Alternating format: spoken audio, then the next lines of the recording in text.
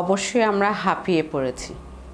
এগিয়ে তো অবভিয়াসলি যাচ্ছি না, সেই জায়গাটাতে আমরা হাঁপিয়ে পড়েছি এবং যেটা দেখা যাচ্ছে যে সকাল থেকে রাত পর্যন্ত, সেটা নগর কিংবা গ্রাম, সব জায়গায় আমরা পুরোটা সময় আসলে দৌড়াচ্ছি। এবং সুখে থাকা বলতে আমরা অনেক সময় মনে করি যে আমার কাছে সব থাকতে হবে, সেটা গাড়ি বাড়ি, তারপরে পৃথিবীর যত ধরনের প্রাচুর্য আছে সব কিছু আমার হাতে নাগালে থাকবে। এবং ভালো থাকাটার মানে হচ্ছে যে আমার মনে প্রশান্তি আছে, আমি আমার চারপাশে মানুষগুলোর সাথে একটা সুন্দর সম্পর্কে আছি এবং আমার যা আছে যতটুকু আছে সেটাতে আমি ভালো আছি। যখন আমি সুখে থাকার জায়গাটাতে ফোকাস করছি তখন অনেক বেশি আমি কি চাই, আমার কি দরকার, সেটাতে আমি অনেক বেশি মনোযোগ দিই।